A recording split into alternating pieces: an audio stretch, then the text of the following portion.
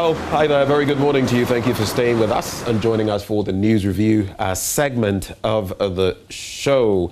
And we dig into the papers this morning. I have the Republic Press, Daily Statesman, Daily Dispatch newspaper, The Finder, and the Daily Graphic. What do you have, Mallory? I'll do the Ghanaian Times, the Daily Guide. If there's time, I'll add some more papers to my papers. All right, so I think I'll start with the Ghanaian Times newspaper. Here's what's on the front page of the Times today. Operation Halt update. Government won't stop excavator destruction as it fights to protect water bodies and forests. Alleged Sekwa killing 3 policemen remanded again. Government present 20,000 wheelchairs to PWDs. It's also another story in the paper today. No beach gathering, streets carnival to mark Edo Fetol. So that's the announcements coming from the Regional Coordinating Council, the Greater Accra Regional Coordinating Council. On page 3, updates on some crime-related stories, apart from the 3 policemen who have been remanded again by the Sunyani Court B. There's also a story in the Upper West region where the police command on Saturday seized 350 parcels of compressed dry leaves suspected to be marijuana at Carpenter along the Bamboy-Bole Highway in the Savannah region. Details of that here. And there's a story of a businesswoman who is in court for allegedly defrauding 51 victims of 999,600 Ghana cedis. She promised them, according to the story, she had promised allegedly to get them visas to America. And then also in another twist, she's accused of collecting some 46,000 Ghana cedis to secure 2 auction cars from the American embassy for the complainant, but failed to deliver the cars. If you read the story, it says that all 51 Ghanaian passports have been returned, but not the cash of $178,500 US. The police killed a suspected robber and arrested 3 suspects on the Obuasi Anyankwanta Road in the Ashanti region. Jakobo District's police commander, who confirmed the incident, said at about 2 a.m. Tuesday, the police engaged the suspect in a shootout, resulting in the death of the robber. All right, let's do the center spread of the paper now. This issue about the Greater Accra Regional Coordinating Council cautioning against large gatherings at beaches or streets carnivals during the Eid al-Fitr prayer and celebrations in the wake of the spread of the coronavirus disease is in the center spread of the paper. Also, there is an update on the Pokwasi interchange. It says now that 98% complete and the project to be inaugurated in July this year. Keeps changing, doesn't it? On the back page of the Ghanaian Times, Hearts vow to break Bechim United invincibility.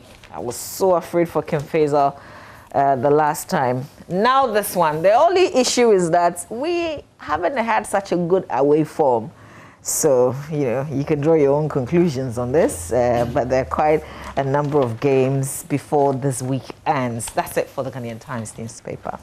Well, let's take a look at the Daily Graphic newspaper now. Low rains imminent, but June, July could see downpours.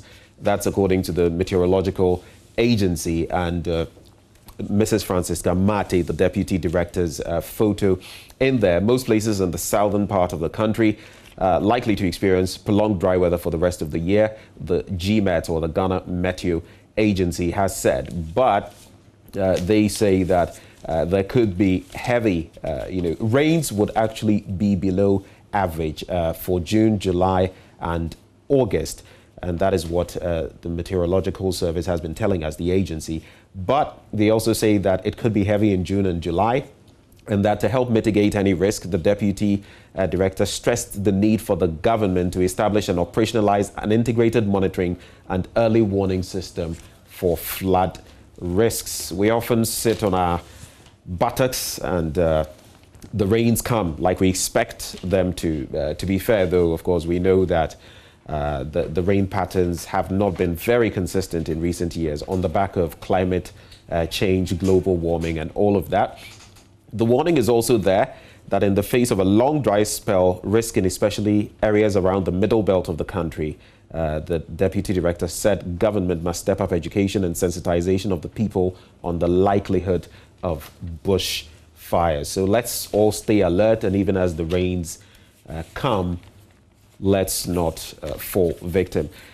Supplement on Eid al-Fitr inside. Of course, we are very much in the midst of it today and tomorrow as our Muslim brothers and sisters actually end the month of Ramadan. And interestingly, there's a story on page 12 of that supplement in today's Daily Graphic that talks about let Ramadan inspire peaceful coexistence. And the National Chief Imam Sheikh Osman Nuhu Sharubutu has called on Muslims in the country to become ambassadors of the virtues that underpin the essence of Ramadan to encourage peaceful coexistence in their communities. And so that's the highlight there.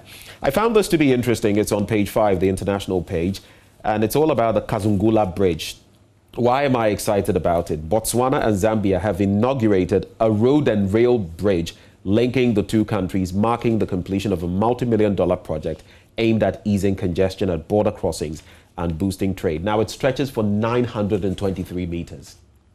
It's one of those, marvels of modern engineering, if you like. You can read more about it in the Daily Graphic newspaper. Let's check out some more news. And NPP lifts suspension on Kwabena Japong. It's been some 6 odd years. I heard their national chairman, Freddie Blay, speaking yesterday about how patient Kwabena had been, how he had supported the party financially, and how he had remained, consistent in his ties with the party. And for that reason, the NEC of the party had decided to revoke that decision that they had earlier adopted.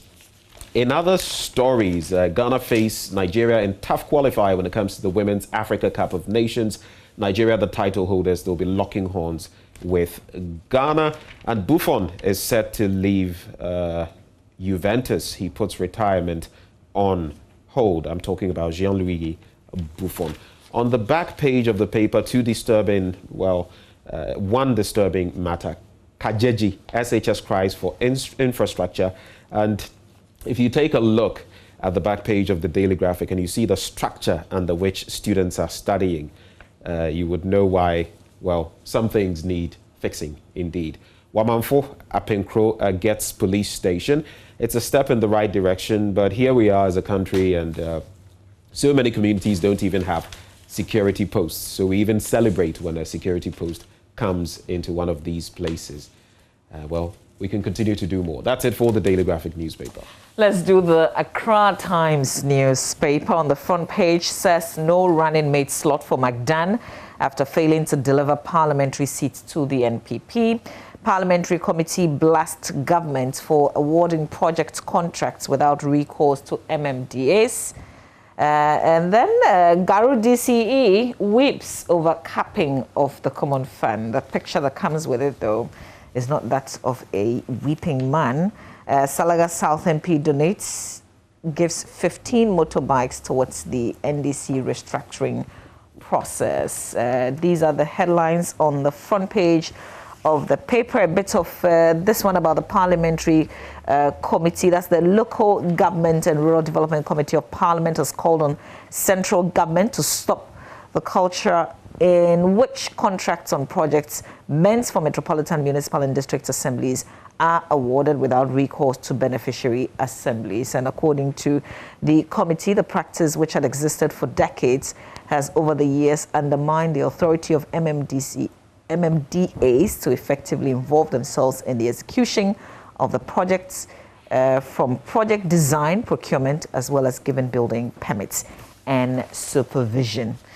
So I guess that's it for the Accra Times newspaper.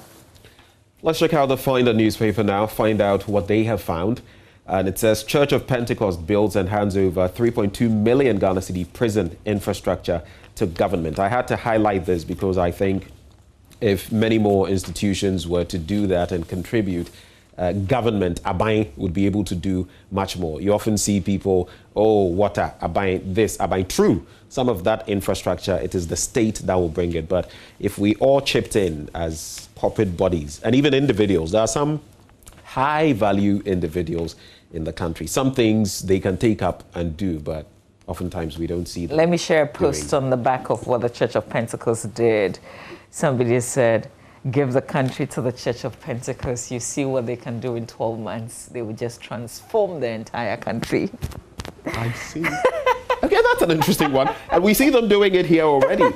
And so a multi-purpose prison facility funded and constructed by the Church of Pentecost at Ejura in the Ashanti region has been commissioned and handed over to the Ghana Prison Service. And the facility, described as one of a kind in the country, was constructed at the cost of 3.2 million Ghana cedis. The fully furnished 3-dormitory blocks with the capacity to accommodate 300 inmates also comprises an administration block, chapel, which also serves as a classroom, football pitch, baptistry, modern washrooms. I mean, a whole lot. It is one of those, well, you can call it state of the art. And kudos to the Pentecost Church for doing that. Nipayadia Osayeyi. Government World Bank presents 20,000 wheelchairs to PWDs. Were you going to chip in something else?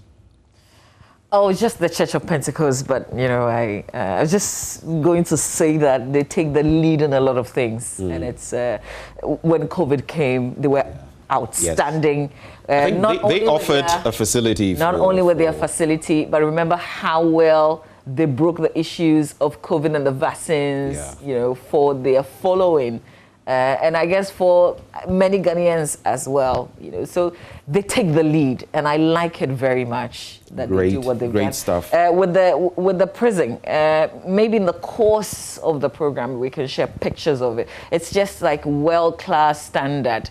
And if you're a prisoner and you're offered a facility like that, oh my God, you're certainly going to reform. So these are going to be DB prisoners. Okay. Well, all prison be prison. Of course. Logistics of illegal miners rendered immobile. That's on page 2. That's a matter we're going to be looking at today. You don't want to miss that discussion. But the latest is that the Minister of Lands and Natural Resources has denied accusations leveled against Operation Halt 2 for burning equipment seized in the course of the military operation. He stressed government's determination to tackle the menace no matter the price, saying, and I quote him here, "We are either fighting this menace or not. We're either fighting it or not." The defense minister has also said that, listen, we're going to do this and we're going to burn the excavators, among other things. So Operation Halt 2 in motion, and Operation Vanguard, basically, we're saying goodbye to it.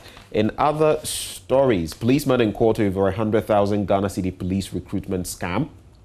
Sergeant Kennedy Asumeni, accused of collecting 100,000 Ghana cedis from 44 persons under the pretext of enlisting them into the Ghana Police Service, has appeared before an Accra Circuit Court. That is on page 4. On page 5, Ghana to receive 300,000 Sputnik vaccines on May 5.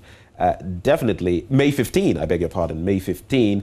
But definitely, I would be looking forward to getting my second jab of AstraZeneca as quickly as possible, because if I have to go Sputnik, it means I have to start all over again.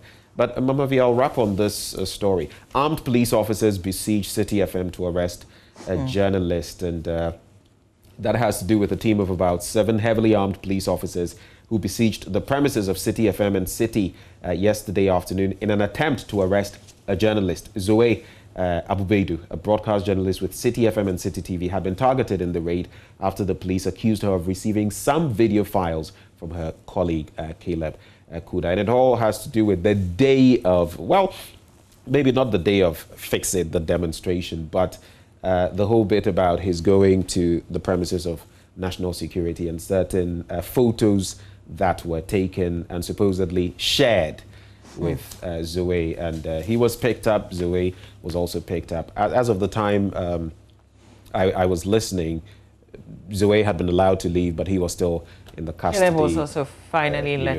But finally, yes, that happened. So it's just that this whole story brings back, you know, yesterday we were talking about the way national security personnel carry themselves, and so they give reason and course really for other people to also emulate, because we have an example of a group of people who apparently carry themselves as national security officers when they're indeed not, and they're in court. That case, they're trying to battle it.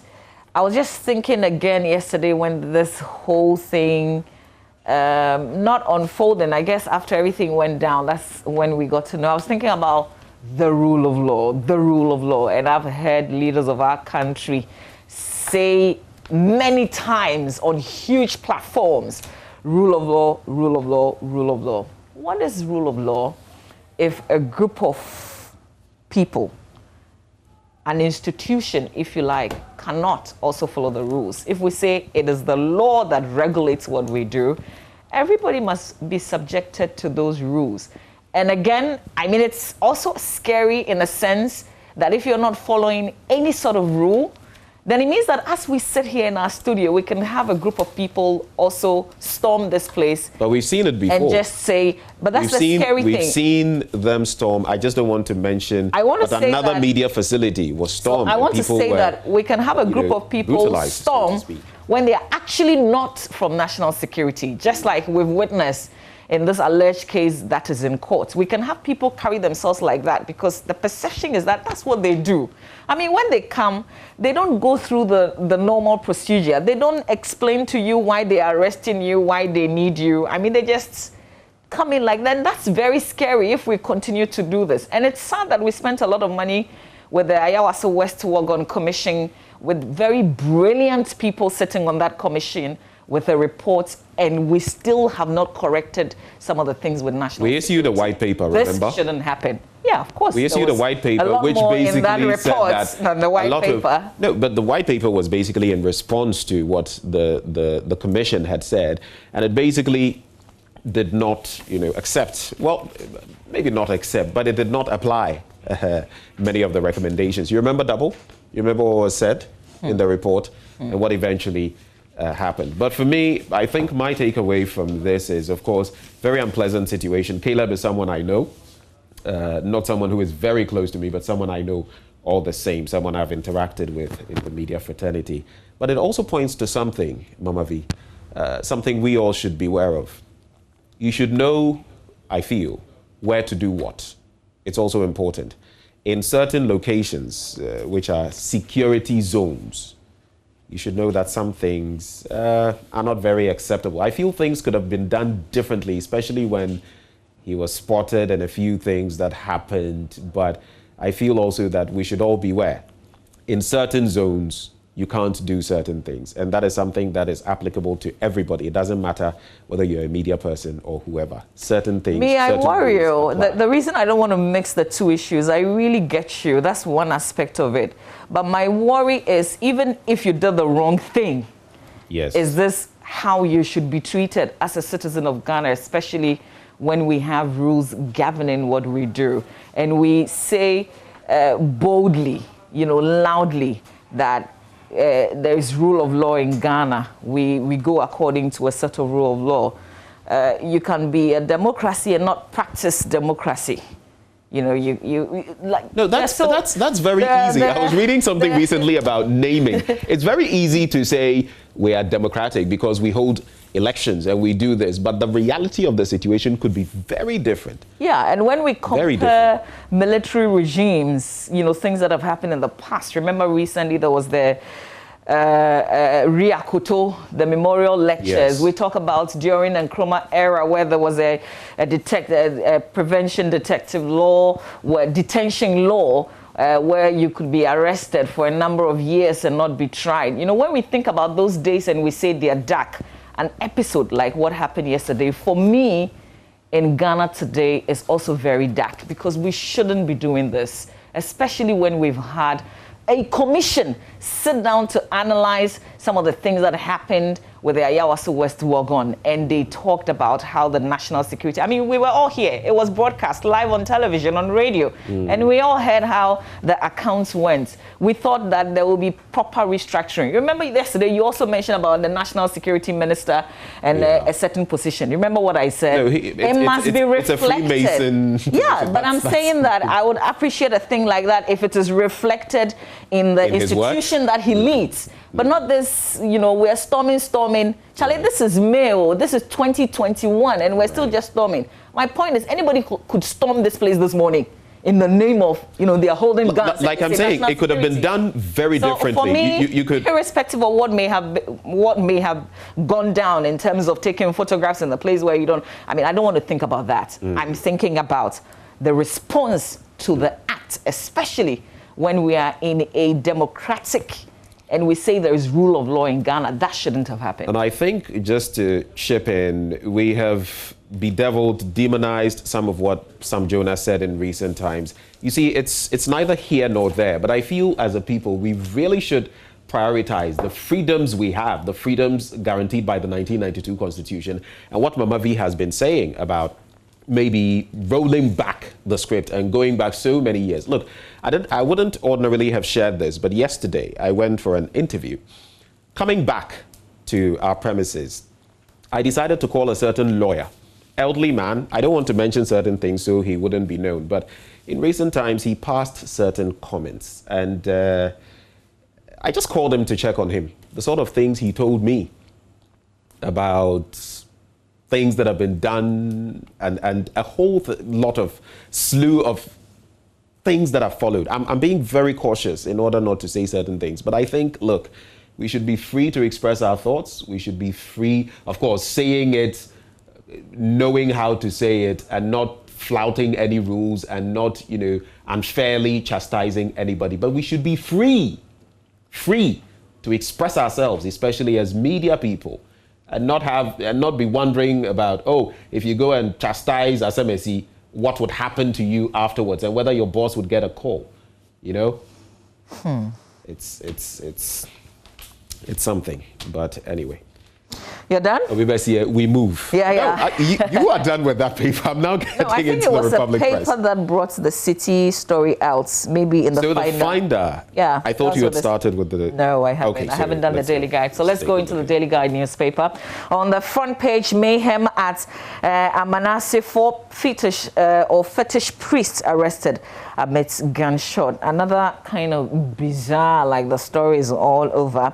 And they've got scenes from that incident in the paper. There's a boy who we're told was almost, depending on the age, maybe not kidnapped but abducted. NPP bites stubborn members with new law. They don't give details of this. They want it adopted and then they can begin to share with us. But they said the draft code of conduct and guidelines would soon be made public after same has been ratified by the party's National Council.